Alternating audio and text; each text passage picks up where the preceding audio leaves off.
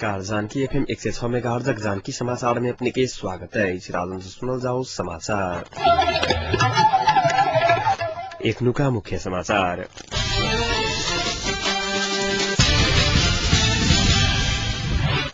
केकरो राजीनामा मांगला पर प्रधानमंत्री राजीनामा नहीं देत सलाहकार पौडेल के कहब। 2 करोड़ रुपया देव के निर्णय फिर्ता नहीं लेल गेल त आंदोलन करा के युवा संघ नेपाल अनेरा सुदू देलक चेतावनी। महतरिक सामुदायिक वन उपभोक्ता सबके 4 महीना जंगल में जारिन काटा से रोक। शांति संविधान आ राष्ट्रीयता के लिए सब नेपाली के एकजुट होव प्रत महानायक राजे सम्माल के कहब।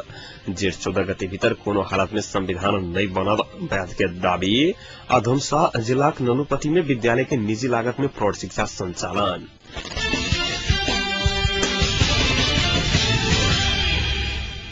प्रधानमंत्री प्रमुख राजनीतिक सलाहकार देवेन्द्र पौडेल सड़क से केकरो राजीनामा मांग केला पर प्रधानमंत्री राजीनामा नहीं देत बताए आई।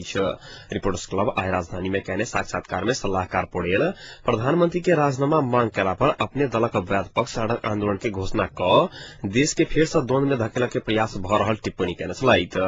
लाखों जनता के लोड खून आ पसीना से बनल पार्टी आ सरकार के राष्ट्रघाती कहनाई अराजकता आ मूर्खता भेल जोड़ दैत पौडेल राष्ट्रीय सहमति के आधार नहीं बनत है अविश्वास के प्रस्ताव भेल अवस्था बाहेक प्रधानमंत्री कोनो भी हालत में राजीनामा नहीं देत स्पष्ट कैलन। साक्षात्कार में नेपाली कांग्रेस नेता अर्जुन नरसिंह केसी शांति प्रक्रिया निष्कर्ष में लगाव अपन पार्टी फागुन धैर्य समय देने स्मरण करत शांति प्रक्रिया पूरा नहीं कला कारण आ प्रधानमंत्री राजीनामा देवा के विकल्प नहीं भेल बतौने छलाइत।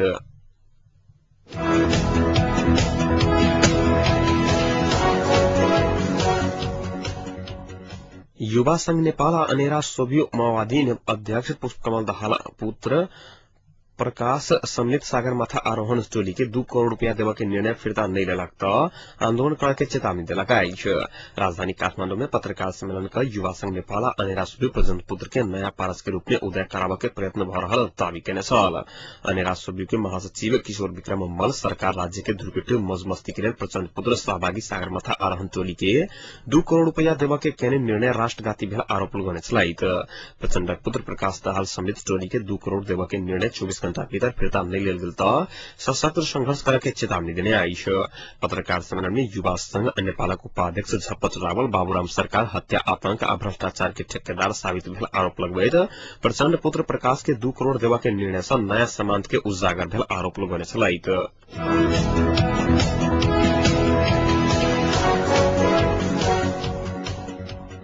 महतारी गौरीबास 1 आ 2 में रहल पानी खोलसी रातामाटा सामुदायिक वन उपभोक्ता सबके 4 महीना जंगल में जारिन काटा से रोक लगाओल गेल आइछ।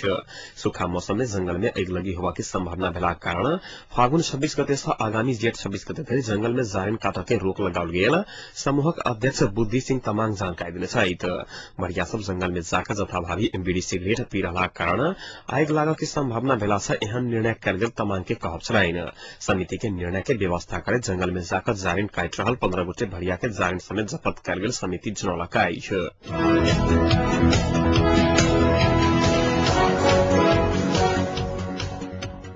शांति संविधान आ राष्ट्रीयता के लिए सब नेपाली के एकजुट हो प्रत महानायक राजे सम्माल बतौने आइछ। 2 वर्ष में संविधान निर्माण करा के जनता के मैंडेट लग गेल आंदोलक नेता सब शांति या संविधान से ऊपर उठकर सरकार आ व्यक्तिगत स्वार्थ में लगला पर सब नेपाली सब निराश बनल वो बतौने छलाइत। नव प्रभात युवा क्लब अघातांग ल्याग्दी के आज नामे भेल शांति संविधान आ राष्ट्रीयता के लिए महान नेपालक हास्य व्यंग्यात्मक सांस्कृतिक अभियान कार्यक्रम में हमाल एहन बात बतौने छलखिन। कार्यक्रम में शांति संविधान आ राष्ट्रीयता के महान नेपालक राष्ट्रीय अध्यक्ष गोविन्द कार्की जनता के संविधान सब दल सब पार्टीगत स्वार्थ में लगला कारण सब नेपाली सब खबरदारी कर पर समय आबि चुकल उल्लेख केने छलाइत।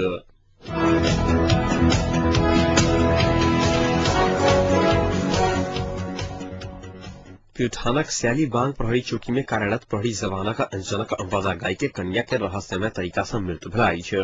कैलाली के बलिया गाविस घर भेल स्याली बांग में कार्यरत श्रीमान बजाई गाई सन स्वर्गद्वारी दर्शन करा आ प्युठान घुमा आयल दुर्पता जैसी के स्याली वांग 3 के जंगल में रहस्यमय तरीका से मृत्यु भेल आइछ। फागुन 8 गते प्युठान आयल 18 वर्षीय जैसी स्याली बांग प्रहरी चौकी से किछ दूर गाछ के ठाउर में अपने साल से फांसी लागल मृत अवस्था में भेटल चौकी इंचार्ज विष्णु महतारा जानकारी देने छथि। रहस्यमय घटना के बारे में सोधपूछ जारी रहल जिला प्रहरी कार्यालय प्युठान जनौलक आइछ।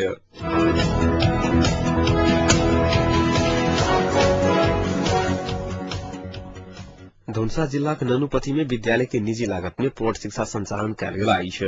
जनकपुर नगरपालिका वार्ड नंबर 1 में अवस्थित modern secondary English boarding school अपन निजी लागत में धनुषा ननुपथी में प्रौढ़ शिक्षा संचालन कयने अछि। गांव के अशिक्षित नागरिक सबके शिक्षित बनाबा प्रौढ़ शिक्षा संचालन कयल गेल विद्यालय के संस्थापक प्रिंसिपल चंद्र नारायण मंडल जानकारी देने छथि। प्रौढ़ शिक्षा संचालन आई एक कार्यक्रम में उद्घाटन कयल गेल अछि। निजी लागत में प्रौढ़ शिक्षा संचालन भेला बाद ग्रामीणवासी सब उत्साहित भेला अछि। धनुषा जिला में हरेक वर्ष सरकार प्रौढ़ शिक्षा संचालन कला बादो कागज में सीमित रहल स्थानीय वासी सब उपराग व्यक्त कर रहल समय निजी लागत में प्रौढ़ शिक्षा संचालन कयल गेल में अपना के खुशी लागल स्थानीय जुगेश्वर मंडल जानकारी देने छथि। विद्यालय ऐसा पहिने धनुषाक मुड़ीबा में प्रौढ़ शिक्षा संचालन कयने छल। विद्यालय आगामी दिन समय धनुषाक हरेक गाविस में निजी लागत में प्रौढ़ शिक्षा संचालन करत विद्यालय के संस्थापक प्रिंसिपल चंद्र नारायण मंडल जानकारी देने छथि।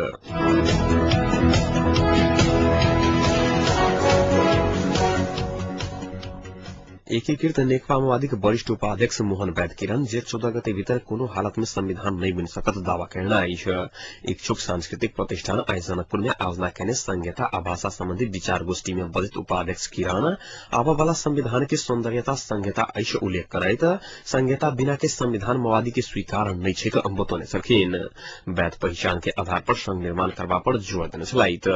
जनता के संविधान बनबाक लक्ष्य के संग शुरू कयल गेल जनयुद्ध के उद्देश्य सँ एखन धरि पूरा नहीं भ सकल अछि बतबैत संहिता बिना के संविधान के कोनो औचित्य नहीं छैक वैद बतौने छलखिन।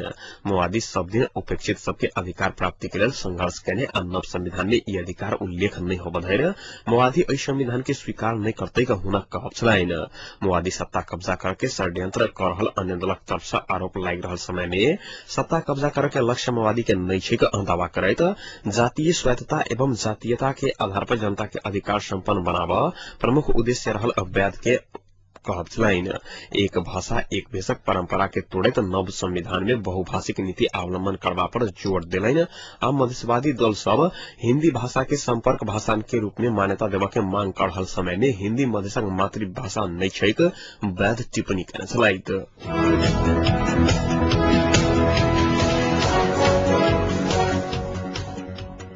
सत्तारूढ़ दल एकीकृत नेकपा माओवादी वरिष्ठ उपाध्यक्ष मोहन वैद समूह डाक्टर बाबूराम भट्टराई नेतृत्व के सरकार के खसाबा सदन आ सड़क से दबाव देवा के निर्णय करत आंदोलन के कार्यक्रम सार्वजनिक कयलक अछि। राजधानी काठमांडू में आई पत्रकार सम्मेलन का वैद समूह आगामी जेठ 14 धरि सम्पन्न कर सका आंदोलन के कार्यक्रम सार्वजनिक कयलक अछि। भट्टराई नेतृत्व के सरकार खसाका राष्ट्रीय समिति के सरकार गठन के लिए पहल करके वर्तमान सरकार केने राष्ट्रघाती समझौता के भंडाफोड़ करके पार्टी के एजेंडा आ सरकार संगे असहमति के बारे में जानकारी करावा देशव्यापी जन परिचालन कर सहित के कार्यक्रम तय कयल गेल माओवादी सचिव सीपी गजुरेल जानकारी देने छथि। राष्ट्रीयता जन संविधान शांति प्रक्रिया राष्ट्रीय सहमति के सरकार आ जन जीविका क 5 क्षेत्र में केंद्रित आंदोलन के कार्यक्रम सार्वजनिक कयल गेल अछि। जन संविधान में रह के कहत वैद समूह विभिन्न 20 टा अंतर्वस्तु सार्वजनिक कयने अछि। ई अंतर्वस्तु सब आगामी संविधान में समावेश नहीं भेला पर एहन संविधान मान्य नहीं हैत पत्रकार सम्मेलन में सचिव गजुरेल बतौने छलैथ। सचिव गजुरेल के अनुसार विचार धारणा मिलाव अन्य पार्टी सब संग सेहो माओवादी के वैद समूह सहकार्य के प्रक्रिया शुरू भ चुकल अछि।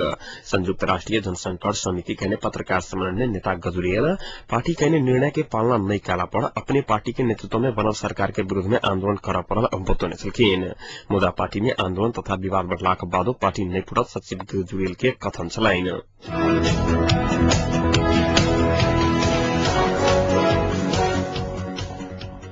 प्रधानमंत्री डॉक्टर बाबूराम भट्टराई की पुत्री मानुषी यमी भट्टराई नेपाल क्रिकेट संघ कैन के सदस्य में अपने नहीं रह बतौने छथि। आई एक विज्ञप्ति जारी करैत मानुषी प्रधानमंत्री के दबाव में अपने कैन के सदस्य बनल लागल कहत संचार माध्यम में प्रधानमंत्री भट्टराई के विवाद में लावा के प्रयास भरला सँ कैन के सदस्य में नहीं रह के निर्णय कैने जारी विज्ञप्ति में उल्लेख कयल गेल अछि। प्रधानमंत्री के निर्देशन में राष्ट्रीय खेलकूद परिषद मानुषी के कैन के सदस्य में नियुक्त करने की प्रक्रिया अंतिम चरण में पहुंचाने की खबर विभिन्न संचार माध्यम सब में प्रकाशन तथा प्रसारण भेल छलैक। क्रिकेट संघ के सदस्य में राख के लेल अपने निवेदन नहीं देने प्रश्न करते मानुषी भट्टराई अपना के प्रधानमंत्री पुत्री के रूप में क्रिकेट संघ में नियुक्त कर रहल कई समाज में भ्रम सृजना कयल गेल दावा कयली अछि।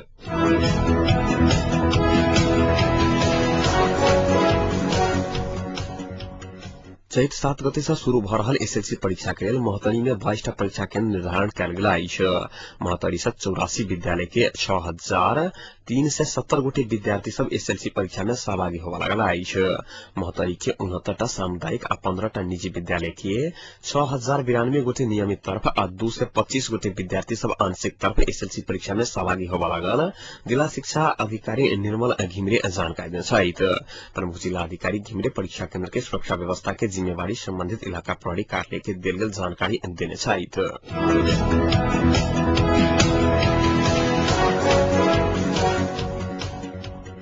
सर्लाही में 2067 पुष महीना से एम्हर एखन धरि 27टा से बेसी मानवाधिकार उल्लंघन के घटना भेल आइछ। इनसेक सर्लाही जानकारी देने आइछ। इनसेक देने जानकारी अनुसार एक वर्ष के अवधि में 27टा मानवाधिकार उल्लंघन की घटना भेल आइछ। जिला में 2067 पुष महीना अर्थात जनवरी से लक एखन धरि डाइन के आरोप में मारपीट के 2टा घटना, 9टा व्यक्तिगत हत्या, 4 गोटे अज्ञात व्यक्ति के गोली प्रहार से घायल, 2टा बम विस्फोट में पड़ 2 गोटे घायल, तहिना बलात्कार के 7टा घटना आ दहेज के कारण 1 गोटे के हत्या भेल इनसेक सर्लाही जनौलक आइछ।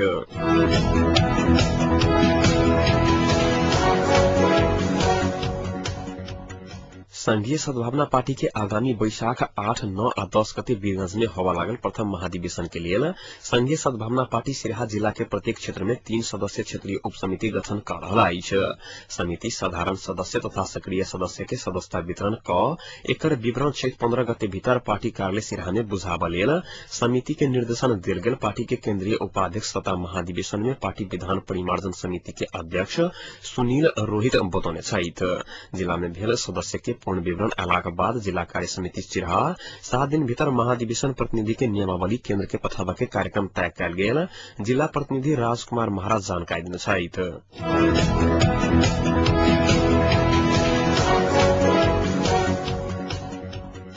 राष्ट्रपति डाक्टर रामवरण यादव प्रमुख 4 दल के शीर्ष नेता सबके शांति आ संविधान निर्माण प्रक्रिया के निर्धारित समय में जारी करवा लेल ध्यान आकर्षण करौने छैथ। शांति आ संविधान निर्माण प्रक्रिया के विवादित विषय में दल सब बीच सहमति होबा न सकल प्रति चिंता व्यक्त करते राष्ट्रपति डाक्टर यादव 4 दल के नेता सबके आई भिनसर अपने निवास शीतल निवास में बजाकर नेता सबके ध्यान आकर्षण करौने छलाइत। राष्ट्रपति यादव शांति आ संविधान निर्माण प्रक्रिया में निर्धारित समय जेठ 14 गते में जारी कर जखा केन्द्रित भक काम करवा लेल दलक नेता सबके आह्वान कयने सहित बेर बेर संविधान सभा के समयावधि बढ़लाक बादो संविधान जारी करन नैतिक रहला सँ जनता में नकारात्मक असर पड़त कहैत एहि तरफ ध्यान देवा लेल आग्रह सेहो कयने छलाइत। राष्ट्रपति के जिज्ञासा में दलक नेता सब शांति संविधान निर्माण प्रक्रिया निर्धारित समय में आउत विश्वास व्यक्त कयने छलाइत। वो सब शांति प्रक्रिया के समय में सम्पन्न करैत जेठ 14 गते संविधान जारी करय के प्रतिबद्धता जाहिर कयने छलाइत।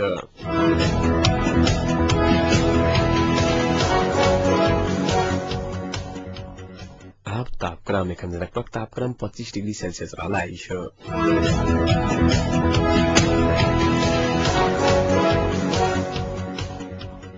प्रमुख समाचार अंत में एक बेर फिर से।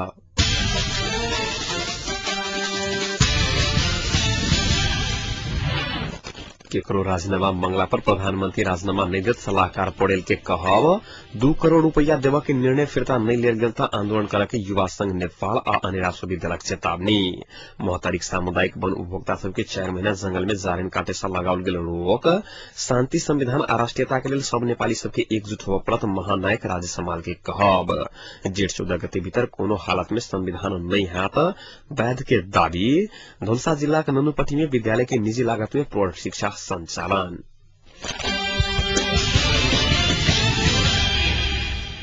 अहिक संग एखनुका जानकी समाचार एतै सम्पन्न होइत अछि। पुनः जानकी समाचारक संग उपस्थित रहबटा करब ताधरि तुले सुनते जानकी एफएम 106 मेगाहर्ज। नमस्कार।